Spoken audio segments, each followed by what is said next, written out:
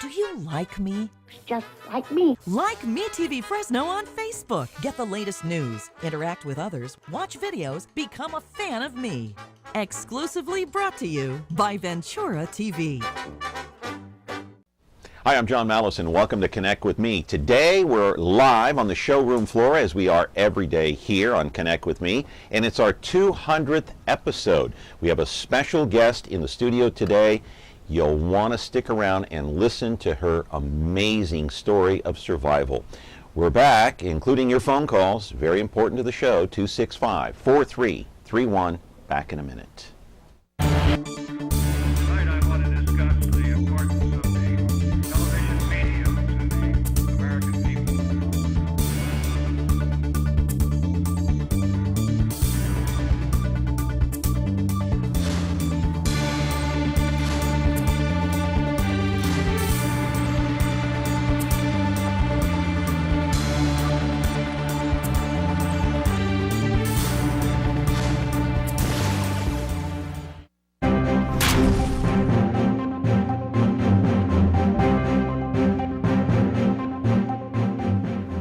And welcome back to the program. We're live on Comcast, channel 187 and 43.6. And don't forget, if you can only watch part of the program, you've got to watch the replay tonight or TiVo it or something, and maybe you can catch it online. Today is our 200th episode, and I want to thank our floor director, Marcus, who brought in a gift for me. It says 200 episodes, Connect with Me, host John Malos. Look at that. Isn't that great? Thank you, Marcus.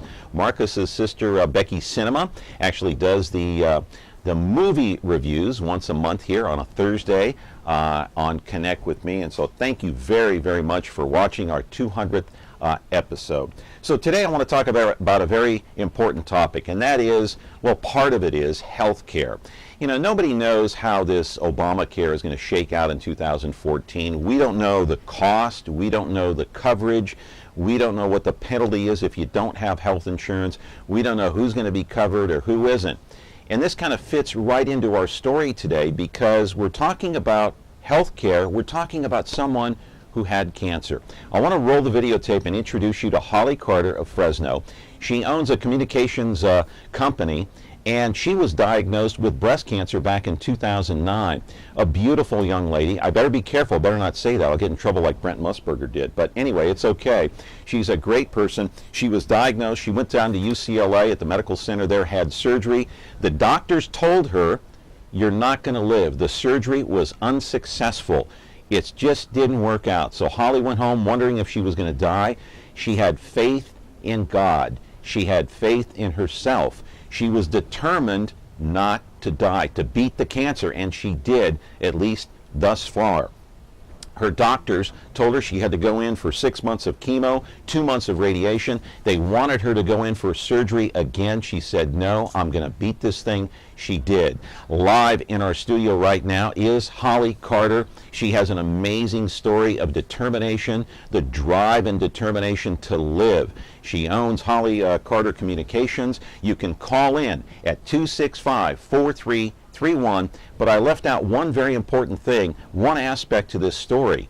It also involves the high cost of cancer, despite the fact that someone may have health insurance and may be covered. We're going to talk about that to Holly, ask her about her health, ask her about the cost of cancer, and you can call in and ask her any question that you would like to. If you're going through some of the same problems with cancer, the high cost of it, problems with your health insurance, maybe you're not insured, Holly, I'm sure, can give you some advice on both ends of that equation. We're back with our 200th episode here on Connect with Me in just a moment. Ventura TV Appliance Center. We're the low-price leading brands reliable advice place. The Whirlpool Dream Kitchen Get Yours Today place. Check this out. Right now, get huge savings on select Whirlpool appliances and pay no interest when paid in full within 6 months. At the hometown low price, think outside the big box place. Since 1951, Ventura TV Appliance Center. We're working hard to be your place. Yes, it's kind of a downer, the topic today, but you know what? We're all smiles. You know why? Holly Carter is here, alive in the flesh. How are you doing, Holly? I am doing fabulous. Thank you for having me here. I'm afraid to get in trouble like Brent Musburger did. You look beautiful. Thank you. Congratulations. 200 shows. Thank you very much. That's fabulous. Yeah, I appreciate it. You know, we have a call right off the bat before we get into your story, and let's take it and see what this is all about. Good morning. You're on Connect with me. How are you? Good morning. I want to congratulate that woman for the cancer that she is going through. I know how she feels. I've been fighting cancer for 10 years of my life, and I'm still fighting to this day of cancer.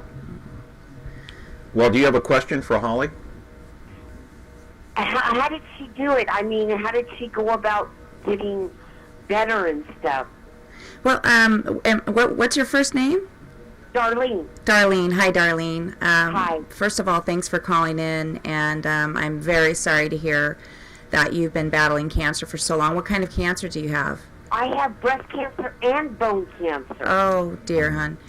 I also have breast cancer that spread, and I know a bit about the prognosis of it spreading to the bones. You know, it's a good question. For me, it came down to really declaring war on cancer and the thought process of life versus death, and I just made a decision that I was going to focus and really visualize living, and my entire life became that. So main things I would say that are important is exercise. Cancer cannot coexist with oxygen, so the more you exercise... It's hard for me to exercise. I've broken my leg, my left leg twice, and I've broken my hip, so it's hard for me to exercise. I can't do much exercise because of my right hip, and my left leg has been broke twice. Oh, and that's, you know what might be good is if you can give somebody to the show your email address, and then we can correspond and see what we could do about trying to help you get some cardio that would be good for you, because I would say that's probably the number one thing that I would encourage you that is really critical to do is to get your heart rate up. So let's talk. Holly, our excuse me, my finger's in the shot there, but up on the screen is our website, our email address. Actually, is that our email address? I don't have a computer, sir. Well, maybe you can give your phone number to somebody from the show, and then I can follow up with a phone call to you. That way we can chat. That would be fine. Okay. That would be fine. I'm glad you called in, and I will be praying for you. Keep a positive attitude, and I'll circle back with you with a phone call. Okay, thank you. Thank you so much. God bless. God bless you. Thank you for the call. I appreciate it. Are there any upper body exercises that she can do? Yeah, there are. There are also, I know they've got the cycling that instead of your legs, you can actually use your arms. Oh. That would be one that I would recommend for her. But really key, I'd say 3 to 5 times a week, get her heart rate up for 15 minutes or more, because that circulates the blood through her body. And I think the more people that I talk to and I explain that to them, that it's not about losing weight, it's not about what you look like, it's about killing cancer. And when they can visualize that the oxygen going and killing cancer, they're more motivated to do that. How do you know that the oxygen will kill the cancer? That's medical. I learned that from just doing a lot of reading, and it's something that for whatever reason I didn't hear people talk much about. But oxygenating the body is a very important part of killing cancer. That's why they say do keep up your exercise. Not only that, but it helps your attitude. It helps with the battle in many ways. Most importantly, oxygenating body, killing cancer, but also your mental mindset. And you're oxygenating your body when you exercise. Correct. Right. Correct. Because whether you're running or doing push-ups or doing jumping jacks or jump rope or any of that will help get the oxygen. You just have to you just have to get your heart rate up to where your heart is pumping blood through your body, and keep that for 15 minutes. And we're not talking about an extremely strenuous thing, but it's critical. It's really critical. I want to go back to 2009 when you were first diagnosed. Mm-hmm. What went through your mind? How did you discover it? How did you handle it? Who told you? The doctor? Well, actually, yes, a doctor told me it was February of 2009, and I was a single mother and working and going to school full time. Yeah, 4 children. 4 children, and I did not have health insurance. So I was fortunate in that I was hired by a public affairs firm from down south, and my insurance kicked in February 1st, and on February 4th, I was at the doctor getting a checkup. I knew that there was something there. I certainly never anticipated that it was cancer. There's no family history of cancer. And I was not 40 yet. I hadn't been having mammograms or anything like that. You were like, So, what, 37 at the time? Or I was 38? Well, the cancer, looking back, I felt something there when I was 36 or 37. Right. So by this time, I think I was 39 or just about to turn 40, so something like that. Were you devastated? No. You weren't No, when you found not out? at all. What Not was at your all. attitude when you found out? I was mad. I was irritated. I wasn't devastated. I wasn't afraid of it. I was very excited about my new job, and I'd worked really hard, and I felt like this was an opportunity for me to finally do what I had always dreamed of doing. And I just felt just irritated that it was going to my fear was it was going to slow me down, but I wasn't afraid. I wasn't devastated at all.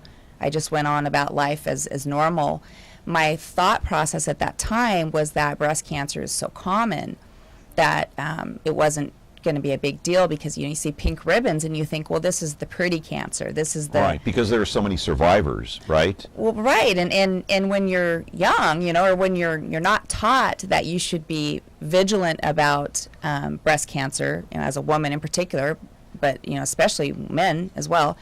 You just think it's the pretty one, it's the good one to get because everybody lives, So Right. that was my thought process. Right. All right, we got to take a quick break. We'll come back and continue this conversation. Holly Carter is here. Her story, her amazing, incredible story about surviving and beating cancer. She's here, lives to tell about it, and we're going to talk about the high cost of cancer and health care and all of that. Your phone calls are important. If you're going through a tough time, just call in, ask Holly a question, 265-4331. We're back in a jiffy. You tell me who I am. They called you West. Jim West. Mr. West. West! Well, my name is James West. A truly great man. Brilliant. Secret Service agent, What's next? Come on, I'm waiting. man of action. He's James West Where's Jim West? on the Wild Wild West. Weekdays at 4, 3 Central on MeTV.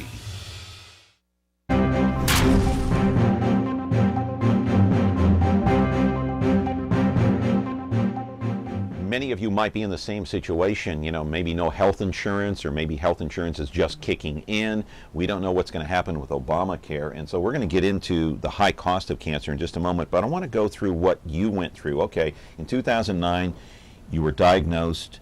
You weren't scared. You were upset. You were angry. Correct. You were irritated that it was Right. going to slow you down. Yes. When did you find out that you had the aggressive kind of cancer and it was really attacking you? It's a good question. For me it trickled in. It was interesting how people were treating me. They were the people in the medical profession were so frightened and would talk to me almost like they knew I was going to die, and I didn't understand that, and it irritated me. Everything was so grim, and so I was like, hey, let's just do what we got to do and move on with it. It wasn't until I think the day before I had surgery at UCLA, it was a very lengthy surgery, that they got results back from my PET scan, and there was one of the doctors that had been helping me actually get into UCLA from this area was in New Zealand at the time, and the time is exact opposite of ours, so I think it was the middle of the night, and when she was trying to reach me, and I had calls from UCLA coming in, I had calls from the local oncology team, my phone was just going crazy, and I'm working, of course, at this time, trying to get everything ready to be off for surgery, And long story short, finally got to talk with one of the doctors, and I was supposed to have reconstruction at the same time. They were going to remove the cancer, and then they were going to do reconstruction, which was important to me. And the doctor told me that they were not going to do reconstruction, that the cancer had spread, and it was so aggressive that they did not feel that I was going to even live. And so they were really going to focus on just trying to cut all the cancer out, and reconstruction was not even an option at that time. When I heard those words at that time, that they wouldn't do reconstruction because they were fearful that I wasn't going to live, that's when I finally started paying attention that I had a serious cancer. Did at that point your attitude change from being angry or irritated to being scared? It did. In fact, when I got that call, I was in the car, and when we hung up, for the first time, I really broke down. I started to cry, and there was about, I don't know, I want to say 20, 30 minutes of the realization that I might die. And that was that moment of where terror set in, and I fell apart. And what helped me is I realized that if there's a 1 in 100 chance that somebody can live, then my job was to be the 1 out of the 100. Or even 1 in a million. Yeah, so I just decided that if there was a possibility to live, then I would live. And so I picked up the pieces and went on from there. But for about half an hour, I was pretty hysterical, because that was the first time it dawned on me that I might die, and I didn't understand how deadly breast cancer is. So what got you through? What kept you going, and why are you still here? I mean, it's amazing that you are. Is it because of your makeup, your personality, your determination, your faith in God, or is it all of the above? I had a tremendous support group with my best friend that helped get me through it, Jerry Duncan, and he was there for me every moment, encouraging me along the way, and that helped. I mean, having somebody that you can talk to that's cheering you on, that drives you to the doctor's offices, that drives you, because I was going back and forth to L.A. Regularly. So that was an important part of it. It's a good question. What is it about me that got me through it? Is it something that has to do with me, or is it something that anybody can do? I would say that I'm competitive, and so there's a certain component of it that is my nature. I don't like to lose. I have a very strong faith, and I believe that that God was very active in my life, and very, very vocal, not in an audible way, but in many different ways.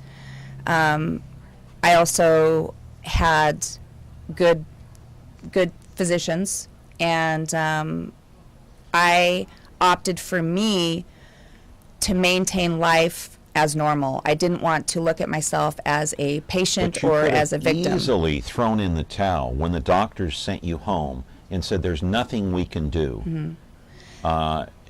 This is pretty much it. Just go home and do what you have to do, and that's pretty much all we can do for you. It was almost like a death sentence. It was a death sentence. And what you're referring to is when I had gone through 6 months of chemotherapy, the strongest there was. 2 months of radiation. 2 months of radiation, and I went back the day before Thanksgiving to get the results from the PET scan, and it was at that time that they told me that it didn't work and that I was in fact going to die. Right. And so you refused to lie down. Basically, as I understand it now from what you're telling me, mm-hmm. it has a portion of it is your friend Jerry Duncan, mm-hmm. former Fresno City Councilman, I might add. He's been a guest here on the program. He's off to the side, off camera right now, and he drove you to the studio here today. That's part of it. Your determination, but your faith and religious beliefs. So all three of those combined, and the support of your family. Yes, yes. But I think what it boils down to, it comes down to you. Do you want to live? Right. Does it not? It really does. And I hear people talk about, well, I'm ready to go if it's my time, and you know, I'm not afraid of death. And But you weren't ready to go. well, I wasn't. I certainly lived my life with that thought process that I live each day present, and if my time comes, my time comes. But when that diagnosis was given to me, I realized that I didn't know what I was talking about, and the will to live is something that you really can't describe. Yeah, and you really can't put can't your finger describe. on that. No. You either have it or you don't. You either want to live or you don't. I think everybody has it. We just don't know we have it. Yeah. Until we're in that situation. But it's an instinctual thing. Right. All right. We're talking to Holly Carter of Carter Communications, and talking about her struggles and her battle to this very day with breast cancer. If you have a question for Holly, 265-4331. Stick around. We're going to talk about the high cost of cancer in our next segment. We're back in just a moment. Ventura TV Appliance Center. We're the save energy, save time, save money place. The Energy Star qualified, ready, steam equipped, high efficiency Frigidaire affinity place. You heard right. Right now, save big on select Frigidaire laundry pairs and pay no interest when paid in full within 6 months. At the hometown low price, think outside the big box place. Since 1951, Ventura TV Appliance Center. We're working hard to be your place.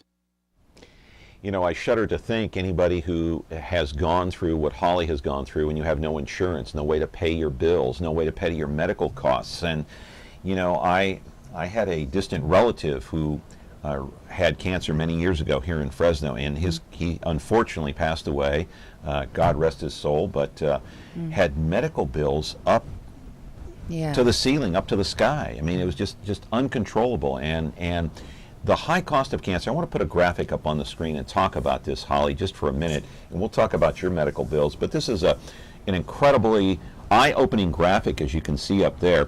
Breast cancer and the burden. The burden meaning the cost. It's $209 billion in lost productivity in medical costs per year when you're talking about cancer. And out-of-pocket cost, this is just an average now. It comes to more than about $6,500. The source of this is the National Opinion Research Center. And I got to ask you, your bills were close to or over $100,000. And you had medical insurance. Had medical insurance. That's astounding to me. My case is unique, and so I don't want to frighten. I don't want to frighten everybody. My case was unique in that I opted for reconstruction, and I've had over 20 surgeries.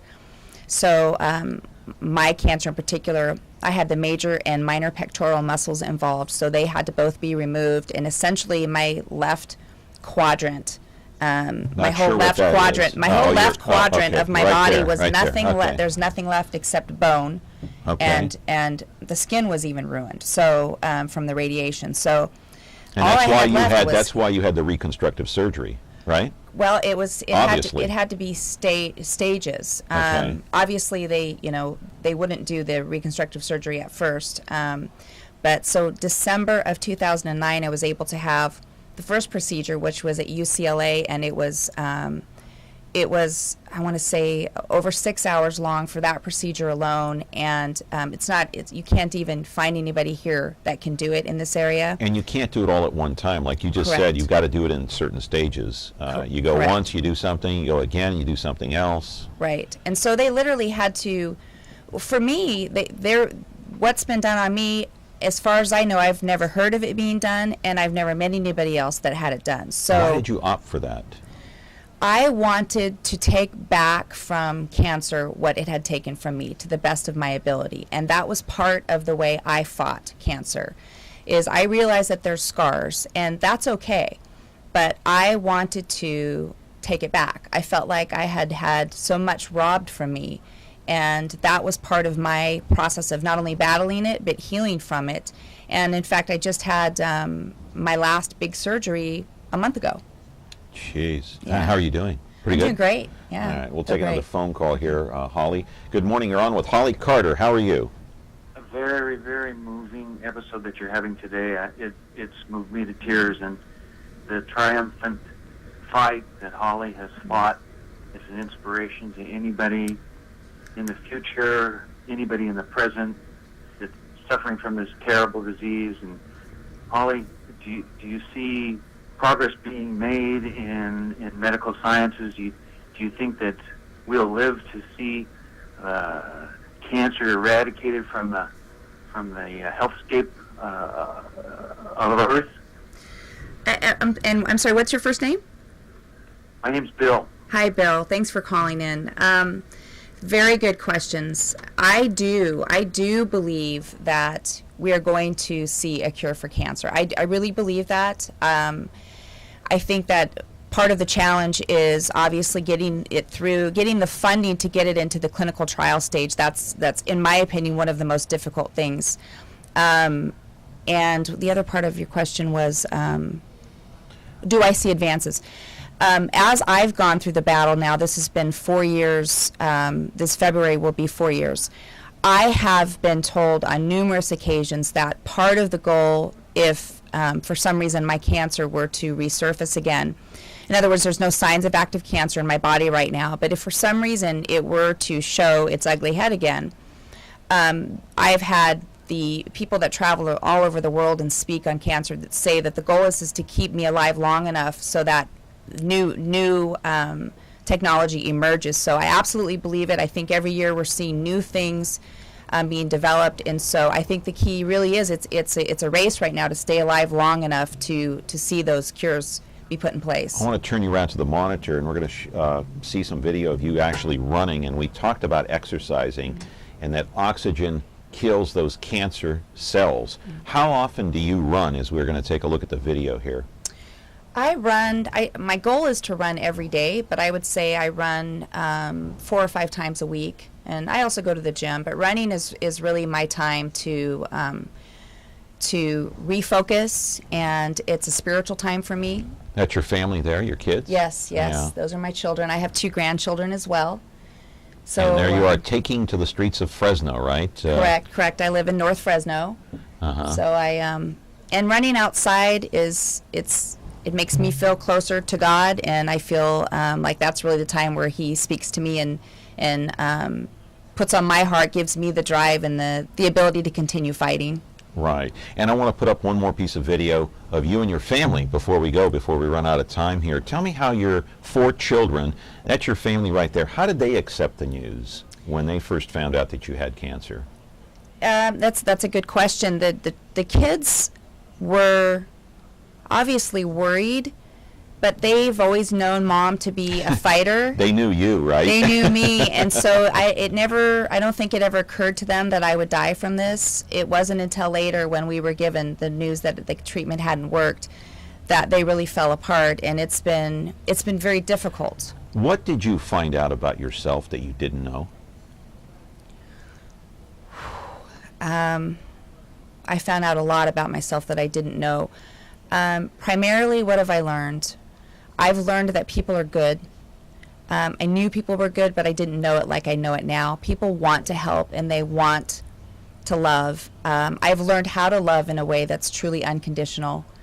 I've learned that nothing matters except your health and the people that you love. And so my entire outlook on life has shifted from a place where I worried a lot to a place now that's really just a place of love.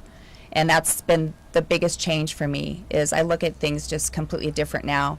And when people do things that are unpleasant, I realize that they're hurting, and I'm able to look at it completely different. Wow. Sadly, we're out of time. The 30 minutes goes by fast, it does. The human spirit is an amazing thing, and your really fight is. and your incredible determination and will to live is an amazing story, Thank you. Holly. Thank you so much for having me on. Congratulations again, 200 shows. Thank you. Look forward to 400. And good health to you for Thank 2013. you. God bless Thank you very much. God bless All right, you. come back again. Okay. All right, I Holly will. Carter. Hey, on Monday, you know who the guest is going to be? A return visit by Dennis Hart of KMJ. So much to talk about with Dennis on Monday. I can't wait. It's always a fun show when he's on. Have a great and wonderful and blessed weekend. We'll see you back on Monday.